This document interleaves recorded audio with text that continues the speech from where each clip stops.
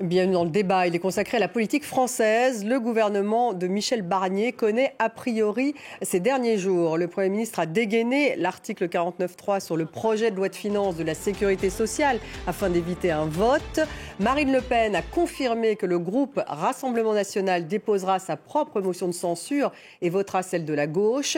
La gauche qui avait déjà affirmé qu'elle voterait une motion de censure. Alors moins de 90 jours après son installation à Matignon, le gouvernement Barnier devrait chuter.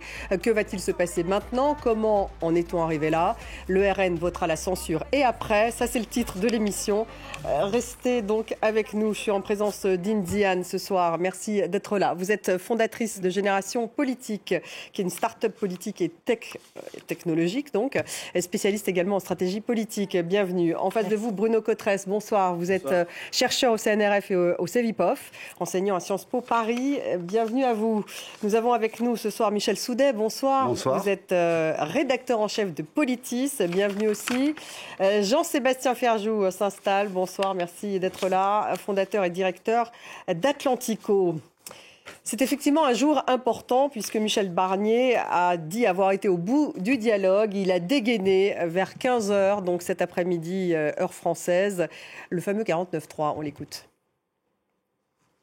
Nous sommes parvenus désormais à un moment de vérité qui met chacun devant ses responsabilités.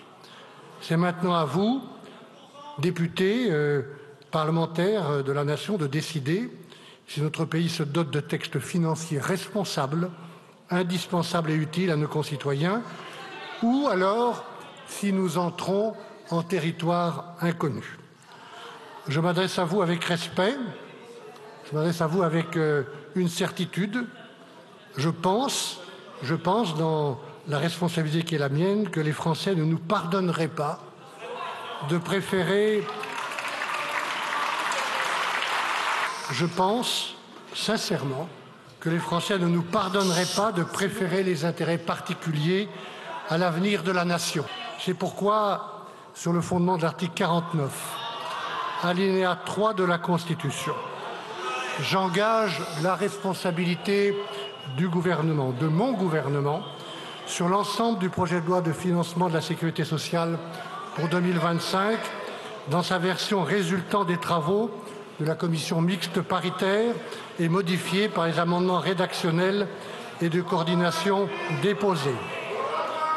Et je le fais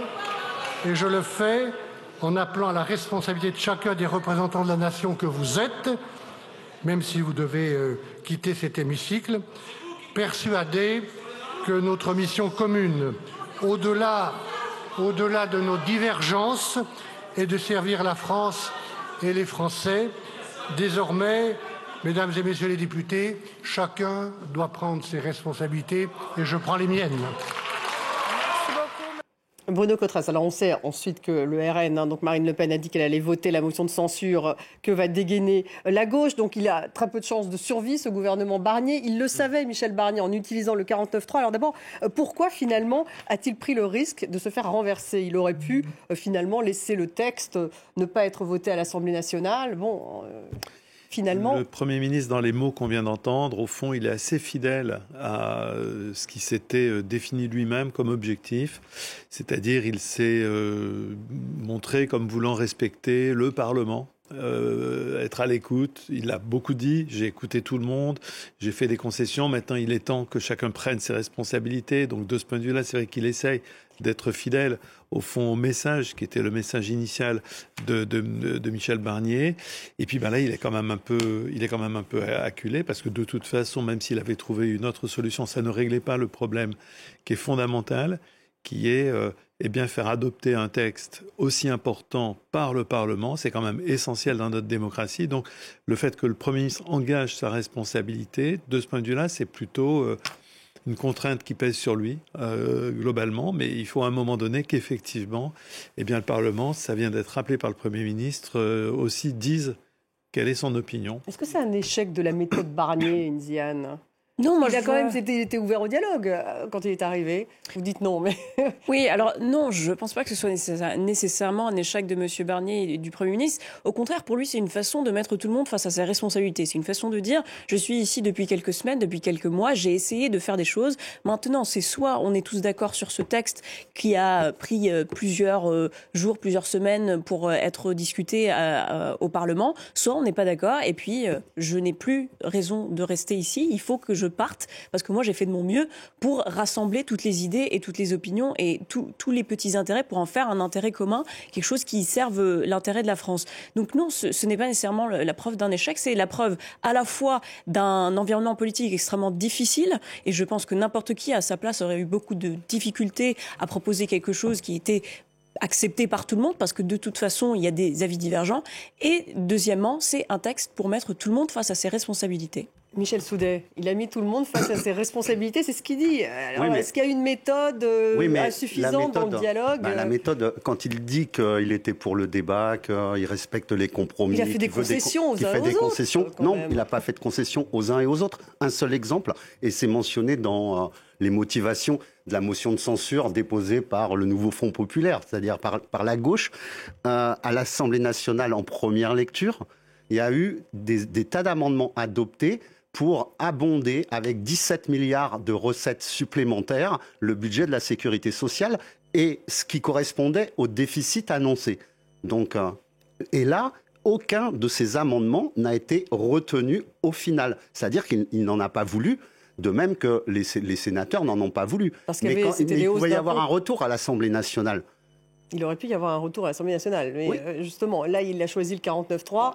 Pour continuer la politique, la ligne politique qui était celle d'Emmanuel Macron depuis son accession en 2017 et qui a été rejetée aux élections législatives. Donc là, il y a aussi un problème. Jean-Sébastien Ferjou, mais finalement, le RN, il a quand même fait un certain nombre de concessions d'ailleurs à Marine Le Pen, y compris une aujourd'hui sur les pensions de retraite. Sur même le non-remboursement des médicaments, finalement, il a dit aujourd'hui qu'il était prêt à ce que justement on les rembourse. Bref, ça n'a pas suffi à Marine Le Pen, en tout cas. Est-ce qu'il y a un problème méthode Barnier, là? Je ne trouve pas qu'il y ait un problème de méthode Barnier. Il n'y a tout simplement pas de majorité à l'Assemblée nationale. Et de toute façon, il est absurde d'imaginer que quand bien même il aurait retenu quelques amendements du NFP, le NFP n'est pas in fine déposé une motion de censure et sur le projet de loi de financement de la sécurité sociale ou sur le projet de loi de finances tout court. Donc c'est particulièrement hypocrite que de le soutenir. Quant au Rassemblement national, je pense que là, il vient de faire un choix. Il vient de rejeter très très loin les électeurs de droite qui potentiellement auraient pu vouloir se rapprocher de lui, parce que ça n'a aucun sens, ce budget-là. Mais le budget proposé par M. Barnier n'a aucun sens non plus. Simplement, on n'est pas obligé d'aller de plus en plus loin. Là, c'est Dumb and Dumber, pour reprendre le fameux film dans lequel jouait Jim Carrey. Rien qu'un exemple, les médicaments. On pleure dans les chaumières, mais enfin, les maladies graves, les maladies chroniques, elles continuent à être prises en compte à 100%. La France est de tous les pays de l'OCDE celui qui rembourse le mieux les médicaments, et même avec la réforme envisagée, la France serait restée le pays qui rembourse le mieux. Donc après, on peut l'ignorer. Moi, ce que je sais, c'est que la dette, elle ne fait jamais la fortune des pauvres, et que ceux qui pleurent sur le sort, entre guillemets, des moins favorisés ou des pauvres, aujourd'hui, sont ceux qui vont les enfoncer. Parce que pourquoi Michel Barnier leur a cédé? Je pense exactement pour les mêmes raisons que celles qui ont poussé Standard & Poor's à ne pas dégrader la France, ou qui ont poussé à cette espèce de cocasserie de la Commission européenne qui a validé par avance un budget français qui n'existe même pas encore. Vous savez pourquoi ils l'ont fait? Pas parce qu'ils pensent que la situation n'est pas grave, mais parce qu'ils pensent qu'elle est tellement grave qu'ils préfèrent encore voir un gouvernement qui cède tout et n'importe quoi qu'une explosion de la zone euro. Parce que ça se passe en même temps qu'une crise majeure en Allemagne, et vous ne pouvez pas avoir à la fois la France qui s'effondre et l'Allemagne qui s'effondre économiquement en même temps, avec les deux qui ne sont pas gouvernés, parce qu'il ne vous aura pas échappé qu'il y a des élections en Allemagne en janvier prochain, et que personne ne dit... Il y a un petit problème avec votre micro, Jean-Sébastien Ferjou, je viens de me le dire, donc on va régler ça. On va écouter Marine Le Pen. Très récemment, il y a une semaine, le gouvernement s'est tourné pour la première fois vers le Rassemblement national, qui lui a répété les lignes rouges qui étaient les siennes. Ces lignes rouges ne sont pas des lignes rouges que nous sortons d'un chapeau pour nous faire plaisir.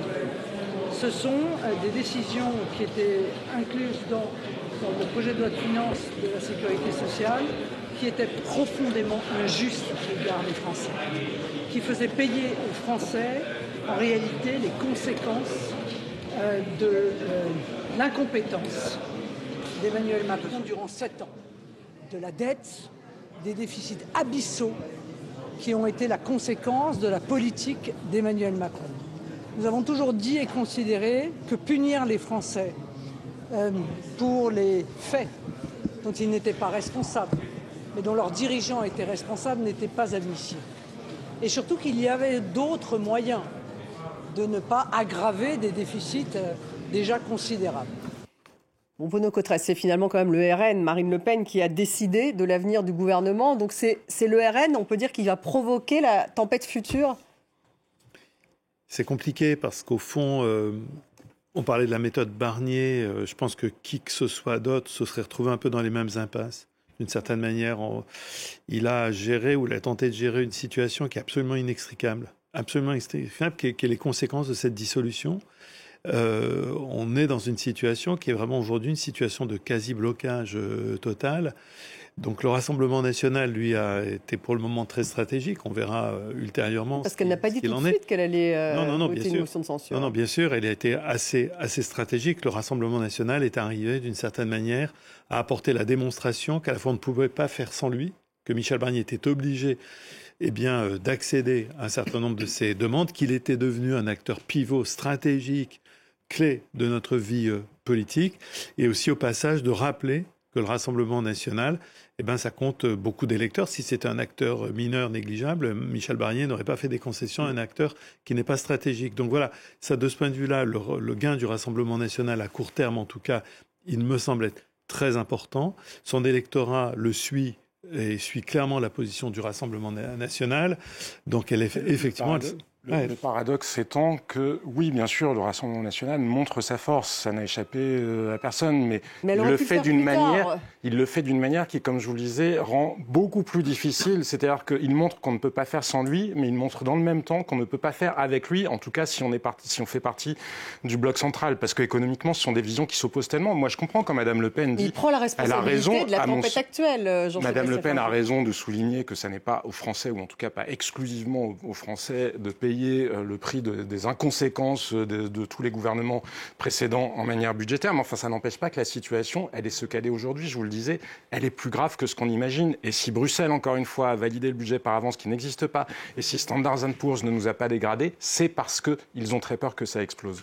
Oui, donc vous pensez explosion du côté des marchés. Vous savez, dans les sondages, il faut regarder un instant T, puis il faut penser en dynamique. C'est comme les gens qui pensent qu'on augmente les impôts et que les acteurs économiques, ils ne changent pas de stratégie. Ça n'existe pas. Si on augmente les impôts, les gens adaptent leur comportement économique. On va parler des conséquences juste après, mais encore un mot sur Marine Le Pen, Indiane. Elle aurait pu...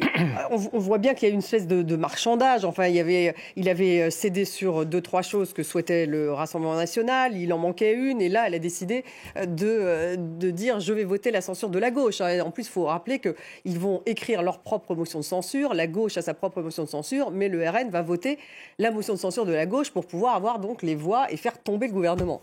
Oui, alors tout ce qui se passe, la séquence qui est en train de se jouer, pourra à l'avenir, entre guillemets, se retourner contre elle, pour plusieurs raisons. La première raison, c'est que, oui, c'est vrai, ils sont les maîtres du jeu. Et ils l'ont prouvé, ils l'ont montré, ils sont, depuis le début, des acteurs incontournables. Ils sont dans la nouvelle donne politique française depuis la dernière dissolution et depuis les dernières législatives anticipées, des acteurs incontournables en politique. Ça, c'est vrai. Mais la force et la puissance qu'ils ont réussi à développer ces dernières semaines et ces derniers mois peuvent se retourner contre eux parce que tout simplement, ils n'avaient pas besoin de passer à, on va dire, de passer des menaces aux actes à un moment aussi crucial pour la France. Parce que ce qu'on va se rappeler aussi, ce dont on va se rappeler, c'est qu'on est à un moment critique pour le pays, sur le plan économique, sur le plan politique, sur le plan institutionnel, sur le plan international. Il y a tellement d'instabilité. On s'attend d'un parti qui est aussi puissant et qui a ambition, qui a vocation à devenir éventuellement un jour à la tête de ce pays dans quelques années. On s'attend à beaucoup de responsabilités.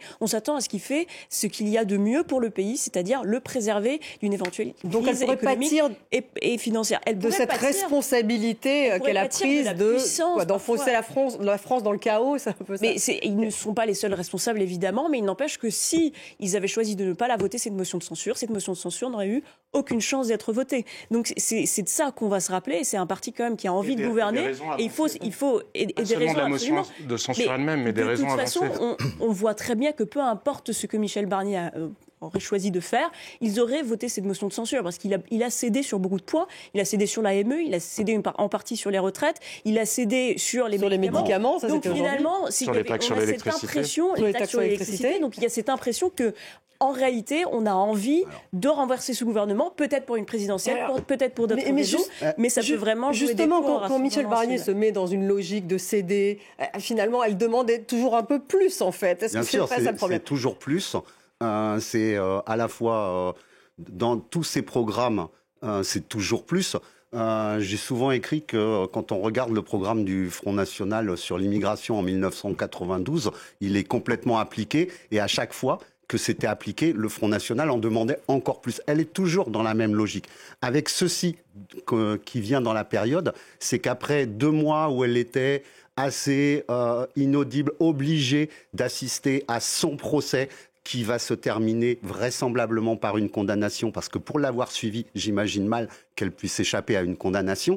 Là, elle essaye de se remettre en scène par rapport à son électorat. Donc vous faites un lien entre le procès en ce moment sur les assistants parlementaires et sa décision de censurer le gouvernement. Oui, complètement. Et ce qui est grave quand même dans ce qui s'est passé aujourd'hui, avant ce 49.3, c'est de voir un Premier ministre, enfin en tous les cas Matignon, annoncer officiellement dans un communiqué qu'il avait eu Marine Le Pen au téléphone et qu'il lui cédait sur le remboursement des médicaments. C'est une reconnaissance qu'on n'a jamais eue jusqu'ici à ce niveau-là et qui ne lui a pas porté chance. Mais c'est ça le problème. Est-ce que c'est pas le problème de la méthode Barnier justement là-dessus, de communiquer qu'en plus ils vont céder sur les médicaments, enfin, et effectivement elle va demander toujours plus. Enfin, immédiatement derrière, elle a rappelé qu'elle voulait sur les retraites.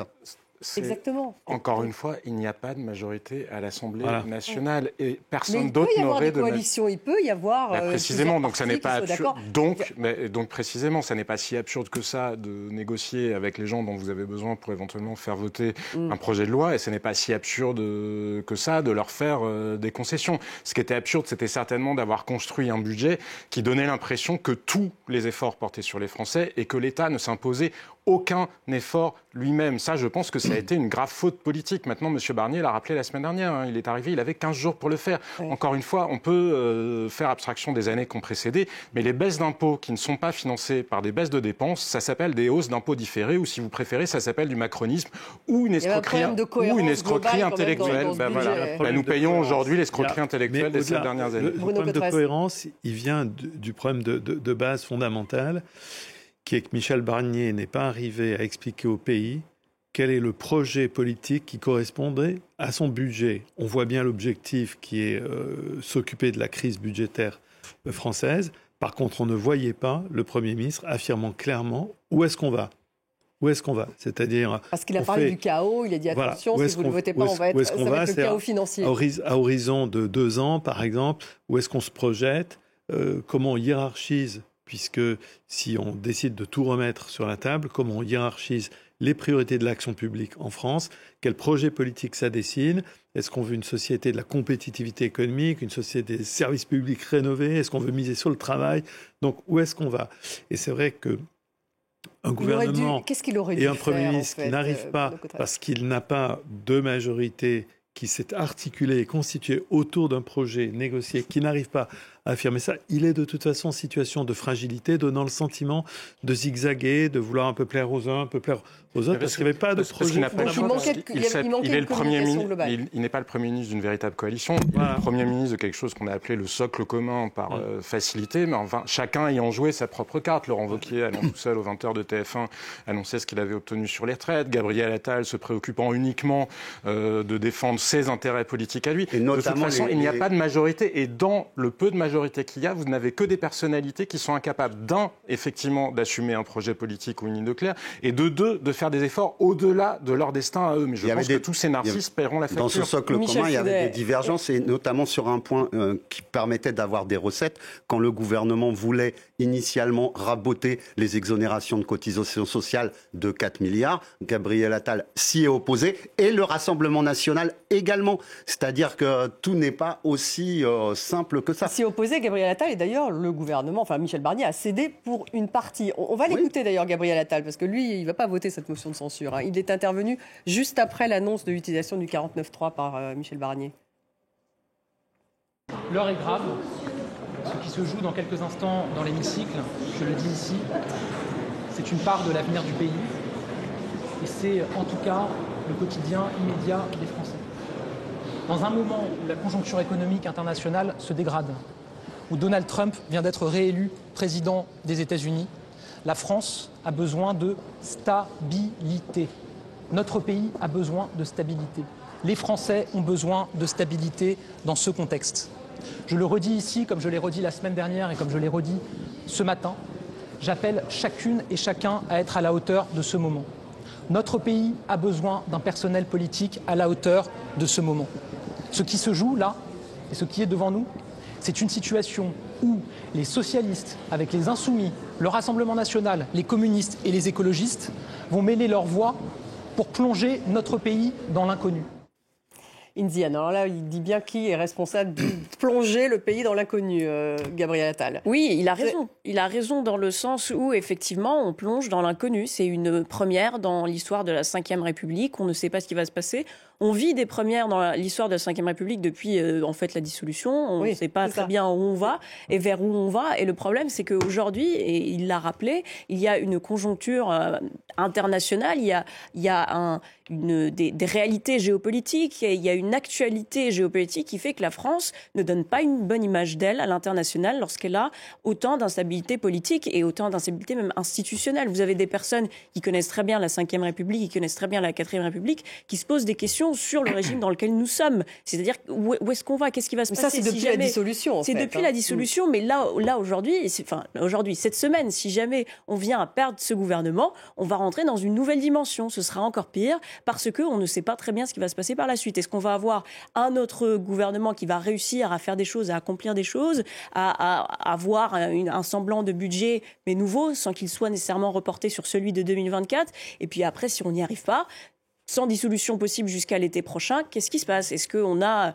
un président de la République qui décide de démissionner? Ça m'étonnerait qu'il décide de démissionner et qu'il soit d'accord avec ça. Mais en tout cas, on est dans un flou total et c'est terrible pour le pays et c'est terrible pour son image. Et au-delà de l'image de nos institutions, parce que je ne sais pas si les marchés financiers ou si nos partenaires européens se préoccupent tant que ça, dans l'absolu, de l'image de nos institutions, même si je comprends c'est important pour les Français. Non, mais il y a une question qui est plus directement fondamentale et qui est sonnante et trébuchante, qui est celle de notre crédibilité financière, tout simplement. Mais c'est bien pour ça que la posture de M. Attal, elle n'a pas de sens. Enfin, je veux dire, ou même celle du Rassemblement national sur les exonérations d'impôts. Il faut vraiment n'avoir jamais mis les pieds dans une entreprise pour vous imaginer que les patrons en France, ce qu'ils attendaient, c'était que ça soit un peu plus d'exonération ou un peu moins sur un montant. On parle de 2 milliards sur un montant total de 80 milliards. Les patrons n'étaient pas très heureux, justement, de ne plus avoir cette exonération des cotisations sociales. Pardon, mais ce qui est la réalité, c'est qu'il n'y a plus aucune décision d'investissement. Oui, mais bien sûr, si je vous enlève un bonbon, vous êtes moins contente que si je vous le laisse. Enfin, peut-être que vous vous posez quand même malgré tout la question de votre capacité à continuer à acheter des bonbons dans l'absolu. Et là, ce qui se passe aujourd'hui, c'est qu'il n'y a plus aucune décision économique ni d'investissement qui sont prises depuis 6 mois. Ça a un impact majeur, pas uniquement pour les investisseurs, mais in fine pour l'emploi, in fine pour les Français eux-mêmes. Et c'est bien ça que les partis qui provoquent la crise vont devoir payer tôt ou tard, parce que même si aujourd'hui ils marquent un point politique, demain, ça sera autre chose. Donc vous dites la même chose que Yin là-dessus. Il y a un moment où effectivement chacun devra tout de même prendre ses responsabilités face au chaos dans lequel il entraîne la France. Alors justement, on va revenir. On va dans l'inconnu, d'accord, mais c'est pas la stabilité, c'est pas un programme, à part un programme conservateur. Or, c'était le mot de Gabriel Attal, comme c'était le mot de Michel Barnier. Et la stabilité, si c'est pour continuer une politique qui a échoué, qui nous a amené au déficit que l'on connaît, or c'était ce que proposait ce budget et ce que propose le projet de loi de finances, là, on continue à aller dans le mur. Je vais rebondir là-dessus, effectivement. Moi aussi, ça m'intrigue un peu l'énoncé de Gabriel Attal, lui qui voulait incarner au contraire la France qui bouge. La stabilité. Alors, il y a des segments de la population qui n'attendent pas de la stabilité, qui attendent au contraire des changements. Je pense que l'ancien Premier ministre voulait parler plutôt d'avoir un cadre pour les acteurs économiques un peu stable, etc. Mais beaucoup, au contraire, aspirent à un changement. Nous, toutes les données d'enquête qu'on collecte, on voit d'abord une image laminée de la politique, laminée. On vient de sortir notre enquête qui s'appelle Fracture française, qu'on a conduite avec le CEVIPOF et d'autres partenaires, etc. Laminer l'image de la politique, on n'a jamais été à ce point-là. Quand vous dites laminer, c'est-à-dire le sentiment que la politique... Il y a une défiance, c'est ça ? La politique ne parle plus du tout au pays. Les Français regardent à la fois sidérés, éberlués, le spectacle, plus personne ne comprend rien, les déficits publics, les gens pensaient que le pays était à peu près bien géré, ils découvrent ça, après ils ont spectacle, on a eu toute cette discussion budgétaire absolument incompréhensible pour les gens, et en même temps dans le pays, un formidable sentiment que ça va plus du tout d'injustice sociale, d'une société qui tient pas sa promesse d'égalité. Donc voilà, il y a un mélange. Et qui est responsable de ça? Il y a un mélange la classe politique dans son ensemble, c'est Emmanuel Macron parce qu'il a dissous. Mais le message de départ d'Emmanuel Macron, c'était de dire ce qui va pas en France, c'est la politique, justement. Et d'une certaine manière, on a presque le sentiment que les événements aujourd'hui, paradoxalement, lui donnent raison. Jamais les politiques n'ont été autant détestés. Sauf que précisément le pari d'Emmanuel Macron, ça a été d'arriver en balayant tous les partis qui certes n'avaient pas eu besoin de lui pour se décrédibiliser largement aux yeux des Français, mais enfin quand même dans une démocratie représentative, vous avez besoin de partis, sinon vous avez une assemblée où chacun a son micro-parti. Alors c'est certainement très bien pour les frais en fin d'année, mais enfin ça l'est moins pour structurer l'opinion et créer des matrices sociologiques. Mais Emmanuel Macron, il a tout détruit dans le pays, mais tout, et jusqu'à la Ve République elle-même, parce qu'il a détruit l'ENA, il a détruit les grandes écoles, il a détruit les corps de l'État, il a détruit l'économie française, il a détruit la crédibilité dans la parole publique. Il a encore des soutiens tout de même, puisqu'il y a un tiers de l'Assemblée qui le soutient encore, enfin en tout cas ensemble de la République. Qui le soutient, Vanessa, allez leur en parler en privé, vous verrez. Stéphanie, pardon. Mais on va écouter justement un certain nombre de réactions de Français. Personnellement, ça ne m'inquiète pas trop parce que je me dis que sans me positionner, on récolte ce que l'on sème. Parce que Emmanuel Macron a nommé un ministre qui n'a pas été choisi par les Français. Évidemment, nommer un ministre du nouveau Front populaire, c'était très compliqué vu le climat actuel. C'est pas forcément ce qui était le plus envisagé. Mais ce qui est sûr, c'est que la volonté des Français, ni à droite ni à gauche, n'a pas été respectée et que ça mène à une impasse. Ce que ça m'inspire premièrement, c'est que pour la première fois, ça arrive. Cependant, ce qu'on peut voir aussi, c'est que l'initiative à la base de créer ce gouvernement et de laisser faire ce gouvernement, c'est celle du Rassemblement national, qui, on le sait, a travaillé avec Michel Barnier pour faire en sorte d'avoir une politique qui soit à minima à droite, voire très à droite. Et maintenant, visiblement, le Rassemblement national n'est pas satisfait de ce qu'il a eu et décide peut-être de se rallier sur des positions plus à gauche. Pour autant, on n'est pas plutôt sur la manigance politique en préparation de l'arrivée de Bardella plus tard? La question se pose aussi. Manigance politique, ça rejoint un peu ce que vous dites. Il y a ce côté grande manœuvre qui se passe au sein donc de l'hémicycle et on n'y croit plus. On va écouter Mathilde Panot parce que je voudrais qu'on dise un mot quand même sur la gauche. Évidemment, face à cet énième déni de démocratie, nous censurerons ce gouvernement et Michel Barnier restera probablement dans l'histoire comme le Premier ministre qui aura eu le mandat le moins long comme Premier ministre de la Ve République. Nous le censurons et contrairement à ce que disait le Premier ministre à l'instant, ce ne sera pas le chaos après que M. Barnier et son gouvernement soient partis. C'est aujourd'hui un chaos politique que nous vivons du fait à la fois du gouvernement de M. Barnier, mais aussi de la présidence d'Emmanuel Macron. Un mot, Michel Souder, sur justement cette gauche. Elle est aussi responsable, puisqu'elle, de toute façon, depuis le début, a dit qu'elle allait présenter une motion de censure, qu'elle allait voter. Elle avait bien sûr besoin des voix du Rassemblement national pour faire tomber le gouvernement. Mais elle prend aussi cette responsabilité, finalement, de cette incertitude derrière. Elle prend cette responsabilité aussi parce qu'elle a des propositions alternatives à mettre sur la table. Et on l'a vu dans les débats, que ce soit sur le projet de loi de finances de financement de la sécurité sociale ou le projet de loi de finances, dans l'Assemblée nationale, les députés pro-Macron du bloc du socle commun, ils n'ont pas fait le job. C'est-à-dire qu'ils étaient absents. Le taux d'absentéisme dans ces groupes-là était extraordinaire. Donc la gauche a pu faire passer des amendements et donc, qu'est-ce que vous voulez dire? Qu'au final, elle pourrait de temps en temps avoir une majorité parce qu'elle n'a pas la majorité. Bien sûr. Parce que quand les députés du socle commun sont absents, il y a deux raisons. Soit ils n'approuvent pas tout à fait ce qui est fait, soit ils se disent de toute façon, c'est pas ici que ça se passe, donc ils déconsidèrent l'Assemblée nationale. Ça se terminera avec un 49-3, avec le gouvernement qui impose sa volonté. Donc on n'a pas besoin d'être là. Et puis il va y avoir des élections dans 1 an parce que ça va redissoudre. Il faut qu'on travaille dans nos circonscriptions. L'Assemblée, ils l'ont désertée. Oui, mais que veulent les Insoumis finalement? Parce qu'elle parle même de démission de Emmanuel Macron, Mathilde Panot. C'est ce que souhaite Jean-Luc Mélenchon. les Insoumis en tant que tels ou pas?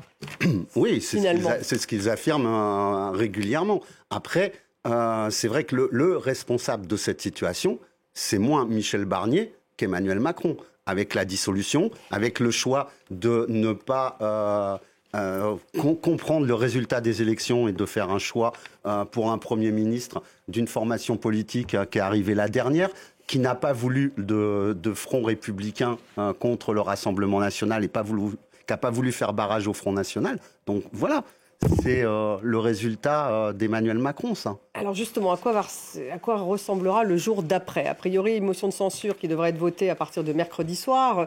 Donc Michel Barnier devrait donner sa démission à Emmanuel Macron qui, évidemment, a le choix de nommer un nouveau chef de gouvernement. Les scénarios possibles, Inziane. Donc dans les chefs de gouvernement possibles, il y a plusieurs noms qui courent. Sébastien Lecornu, par exemple, de la majorité. On a aussi lu Bruno Retailleau ou encore François Bayrou, Bernard Cazeneuve. En fait, on recommence finalement comme il y a 2 mois. Ça va être ça. Oui, et puis il y a quand même cette impression d'être revenu à la case départ sans avoir fait le moindre mouvement, sans avoir accompli le moindre progrès. Pour moi, ça va au-delà du prochain gouvernement, parce qu'en réalité, si Michel Barnier n'a pas réussi, alors que c'était quand même un homme qui était plutôt soutenu, plutôt accepté, du moins au début, si lui n'a pas réussi, qui va réussir? Alors peut-être qu'on pourrait penser à un gouvernement technique, mais pour moi, ça va au-delà de tout ça. C'est qu'est-ce qui va se passer jusqu'à juillet? Est-ce qu'on va en permanence avoir des gouvernements qui vont tomber toutes les quelques semaines? Mais quelle est l'alternative? L'alternative, la démission d'Emmanuel Macron? C'est la seule alternative parce qu'on sait très bien, en fait on sait à partir du moment où on a eu les résultats aux dernières législatives anticipées avec l'Assemblée nationale divisée en 3, on savait très bien qu'il n'y avait pas de solution. Alors on cherche depuis 3 mois à 4 mois à trouver des solutions, à trouver ce mouton à 5 pattes qui n'existe pas. Or ce pays a besoin d'un minimum de stabilité, ne serait-ce que pour avoir le progrès. Vous ne pouvez pas avoir le progrès sans un socle stable. Oui. Donc il n'empêche que pour le moment, moi honnêtement, je pense qu'on va encore être reparti pour un tour, mais sans solution. On fait semblant de chercher des solutions, mais en réalité, il n'y en a pas. Il faut un nouveau souffle, donc, éventuellement avec une présidentielle. Oui, une présidentielle, donc présidentielle anticipée, parce qu'il faut rappeler que Emmanuel Macron ne peut pas dissoudre l'Assemblée avant juillet, donc effectivement, ce serait une hypothèse que lui accepterait de démissionner. C'est vrai qu'on est dans une telle situation d'impasse et de blocage partout qu'on ne peut pas ne pas évoquer cette question. Beaucoup disent non, il démissionnera jamais, tout ça, mais ça c'est un autre problème. Mais, que théoriquement il faut prendre la décision. Voilà, mais c'est vrai que la situation de blocage, d'abord, elle est créée par lui, la dissolution. Les déficits publics, c'est lui qui est aux commandes depuis maintenant plus de 7 ans, donc sa responsabilité est entière aussi sur ces questions-là, même si on connaît bien le contexte de crise multiples qu'il a eu à affronter et qu'une partie de ces déficits viennent de ces crises, bien évidemment, mais du point de vue du simple principe de la responsabilité politique, bien évidemment que le chef de l'État est exposé. Alors après, il y a peut-être un premier enjeu avant ça, qui est d'essayer quand même de remettre un peu sur ses pieds le système démocratique. C'est vrai qu'il y a quelque chose qui n'allait pas. C'est vrai qu'il y a quelque chose qui n'allait pas. Le Rassemblement national a gagné les 2 tours des élections législatives. On voit, et pas d'un peu, de beaucoup, la progression. On voit par rapport aux précédentes élections législatives, comme sa progression aux élections européennes est quand même très importante. Il a gagné en voix les 2 tours, il ne gouverne pas. Le NFP a gagné en siège le 2e tour, il ne gouverne pas. On ne peut pas dire qu'il y a là quelque chose d'optimal du point de vue du fonctionnement démocratique. Voilà, donc il y a déjà à repenser cette question. Comment faire en sorte... Ça peut passer par une nouvelle première ministre. Voilà, de voir quelles sont les hypothèses possibles. Les socialistes se font fort de dire nous, on peut, si on nous confie les rênes de Matignon, on arrivera à construire des majorités.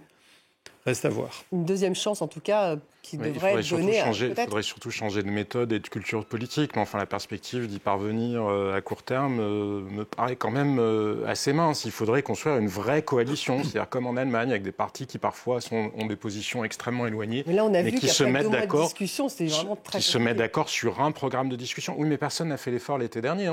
Personne n'a fait l'effort l'été dernier. Ils se sont tous envoyés des lettres que personne ne prenait la peine de lire. Pourquoi ? Parce qu'un agenda personnel. Parce que la Ve République est construite sur à la fois, sur l'institution de la présidence de la République et sur la personne qui incarne la présidence de la République, et qu'en plus Emmanuel Macron a voulu effacer les clivages politiques. Mais s'il n'y a pas de clivage politique, ou si le seul clivage que vous instaurez dans le pays, c'est entre des raisonnables et des populistes, de facto, vous empêchez l'idée même de l'alternance. Donc ça, c'est un facteur déstabilisateur majeur de la démocratie. Moi, je pense, et je le dis depuis le premier jour, le lendemain des législatives, il n'y a pas d'autre solution que le départ d'Emmanuel Macron. Et sinon, nous ne ferons que nous enfoncer dans la crise. Il faut recomposer la vie politique française. Quant à sa responsabilité, effectivement, sur les finances publiques, les autres pays européens ont connu le Covid, ont connu plus ou moins les mêmes crises que la France a connues. Personne n'est dans la situation dans laquelle se trouve la France, et l'Europe du Sud s'en sort même plutôt mieux. Le Premier ministre de gauche, peut-être, ce serait une possibilité après... Mais ils n'auraient pas le Sénat, hein. Ils n'auraient pas le Sénat. Le seul facteur de stabilité dans les institutions françaises, c'est la majorité au Sénat. Par exemple, le nom de Bernard Cazeneuve revient. Il n'aurait pas de majorité. Il n'aura pas de majorité. En tous les cas, il n'aurait pas toute la gauche, loin de là. Et puis les socialistes maintenant, on a vu qu'il est ami avec François Bayrou, donc qu'il côtoie assez régulièrement. Non, mais justement, c'est pour ça que c'était l'idée d'un Cazeneuve allié avec le centre. Et le départ d'Emmanuel Macron et l'élection d'un nouveau président de la République ne résoudrait pas immédiatement les choses, dans la mesure où, de toute façon, même un nouveau président de la République ne pourrait pas dissoudre avant un an. Il aurait une nouvelle majorité. Pas avant un an, parce qu'on est déjà en décembre, donc admettons qu'une élection ait lieu en janvier ou en février, il resterait quelques mois avec un président qui aurait la légitimité des urnes, qui pourrait à minima au moins gouverner un peu par ordonnance. Un mot, ça ne résoudrait pas tout, mais ça... S'il n'y a pas de nomination donc, d'un Premier ministre, pour expliquer aux téléspectateurs, a priori, le budget sera tout de même voté, ça sera le budget de l'année d'avant, Inde. Oui, c'est ça, ce sera reconduit par une loi spéciale. Après, la question, c'est quand. Encore faut-il qu'il y ait quelqu'un qui la vote, malgré tout. Et encore faut-il qu'il y ait quelqu'un le Parlement s'y oppose. Parce qu'il faut voter donc la loi précédente. C'est ça. On peut au moins reconduire, comme les 12e provisoires qu'on avait sous la 4e République, au moins reconduire un petit peu ce qu'on avait eu l'année précédente. S'il y a un gouvernement en place, et si le Parlement veut bien la voter. Et si le Parlement veut bien la voter. Ça fait beaucoup de si. Ça fait beaucoup de si. Il y a des gens qui pourraient délibérément jouer la crise de régime en disant Emmanuel Macron, il y aura un budget. Mais après, la gauche a quand même dit, vous inquiétez pas, on aura un budget. Je me rappelle plus de la personne qui a dit ça, mais la gauche a l'air de vouloir c'est un budget quand même. C'est ça, il n'irait pas quand même au point de ne plus voter de budget du tout, ou alors quoi, c'est un système par ordonnance. Voilà, il y a un moment donné où de toute façon, aux yeux de l'opinion, la crise devient tellement systémique, tellement structurelle que où les acteurs deviennent un peu plus redescendent un petit peu, on va dire, du point de vue de leurs ambitions politiques. Ou alors, il faut carrément poser la question de la crise démocratique et des institutions. Parce qu'il y a un moment donné où, effectivement, là, il faut quand même voir d'où on vient. C'est-à-dire, nous avons une succession de mois où on a franchi des étapes qui sont assez impressionnantes du point de vue du fonctionnement démocratique du pays. Le président de la République n'a pas solidement motivé la décision de dissolution. Il faut quand même toujours rappeler que la dissolution, c'est le pouvoir exécutif, c'est le pouvoir exécutif qui défait ce que le suffrage universel a fait. C'est pas anodin. Ça ne peut pas se faire comme ça. Donc on a eu ça. On a eu cet été chaotique. On a maintenant un Michel Barnier. Qui pourrait être renommé d'ailleurs. Ça fait beaucoup pour yeux de l'opinion. Mais vous savez, sur le fait de reconduire le budget, on peut envisager la question de manière juridique, on peut l'envisager de manière politique, mais envisageons-la aussi de manière économique. Parce que la France a des engagements vis-à-vis de ses partenaires de l'Union européenne. On peut décider qu'on s'assoit sur toutes les règles et que tout se passera pour le mieux dans le meilleur des mondes. Enfin, nous avons une trajectoire budgétaire à respecter. Nous dépendons des taux auxquels les marchés nous prêtent, parce que le cas échéant... On serait plus dans la trajectoire avec un budget... Et l'inflation... Non, mais c'est-à-dire que le contexte économique n'est plus le même, les hypothèses de croissance ne sont plus les mêmes, l'inflation est passée par là, les recettes ne sont plus les mêmes et les dépenses ne sont plus les mêmes. C'est-à-dire vous pouvez décider de les maintenir fictivement au même niveau, mais dans la vraie vie, si le taux d'impôt, par exemple, sur, sur les sociétés, il est temps, vous le maintenez, mais ça ne produira pas du tout les mêmes recettes. Donc de toute façon, c'est une vue de l'esprit que d'imaginer que c'est une solution. Ça n'en est en réalité pas une, cette reconduction du budget à l'identique. Michel Soudet ? Non, effectivement, la reconduction du budget, c'est un pis-aller. C'est pour ça veut dire que on ne sera pas comme aux États-Unis. On ne pourra pas payer les fonctionnaires. Non. On pourra toujours payer les fonctionnaires. Non. Là-dessus, il n'y a pas de shutdown. Il n'y a pas. On n'a pas la paralysie totale. Quand Elisabeth Borne a sorti il y a quelques jours que le 1er janvier, il n'y aurait plus de carte vitale, elle ne fonctionnerait plus. Franchement, là, on est dans le grand n'importe quoi. On n'a pas à s'inquiéter sur le fonctionnement de la carte vitale. Ex-première ministre. On n'a pas à s'inquiéter sur le fonctionnement de la carte Il y vitale. a quand même une hypothèse juridique, je le rappelle. Encore faut-il, pour voter un budget, même par 12e, qu'il y ait un gouvernement en place et que le Parlement décide d'adopter le fameux 12e en question. Si vous avez des partis, alors après on rejoint l'équation politique que décrivait Bruno Cotterêts, qui prendrait ce risque-là vis-à-vis des Français, mais enfin, juridiquement, c'est une possibilité. Crise de régime, probable quand même. peu probable. Même la gauche a dit. Et en l'absence, on commence en l'absence quand même, bon, peut-être une bonne nouvelle pour certains, pour nos retraités, en l'absence de projet de loi de financement de la sécurité sociale au 1er janvier, l'augmentation des retraites sur l'inflation s'applique immédiatement. Voilà. Bruno Cotterêts, un mot de conclusion là-dessus. Je suis pas sûr de donner un peu d'optimisme dans ce tableau assez... Non, il n'y a pas d'optimisme là. Non, mais il n'y a pas vraiment... La seule chose optimiste, c'est qu'au fond, ça montre en même temps une démocratie malade, mais assez vivante. Oui. Le fait qu'il y ait des oppositions et des projets très différenciés, par exemple sur le budget, ça a été rappelé tout à l'heure, la discussion budgétaire a fait apparaître des options très différentes pour régler la crise budgétaire française. Mais avec une distanciation de plus en plus grande entre les Français et leurs élites politiques, ce que vous disiez. Mais ça, c'est pas mal du point de vue du fonctionnement démocratique, qu'on se donne à nous-mêmes l'image que face à un énorme problème, cet énorme iceberg de la crise budgétaire, il y a des projets différents qui s'affrontent. De ce point de vue-là, c'est peut-être un petit peu d'optimisme de voir ce débat politique. Je trouve Bruno très optimiste, parce que moi, je vois bien les oppositions dont vous parlez, mais je ne vois que des oppositions. C'est-à-dire que même chez ceux qui sont censés être une forme de majorité, ils sont eux-mêmes en opposition les uns vis-à-vis des autres et eux-mêmes pas véritablement capables de défendre une vision. Moi, je dirais aussi qu'au-delà de notre démocratie, la nation française est quand même une nation assez forte et assez ancienne pour pouvoir encaisser les coups. Maintenant, la question, c'est de savoir si, au moment les plus difficiles et les plus critiques, est-ce qu'on va réussir à se mettre tous ensemble et à toujours avoir cet esprit de cohésion. Pour moi, c'est ça aussi qui fait la France et qui fait la nation, au-delà de notre démocratie, mais aussi notre démocratie est évidemment très importante. Est terminée. Merci beaucoup. Merci beaucoup, Indiane, Jean-Sébastien Ferjou, Bruno Cotterêts. Merci, Michel Soudet. Merci à vous tous de nous avoir suivis. Vous retrouvez l'émission en podcast, également sur les réseaux sociaux. À demain.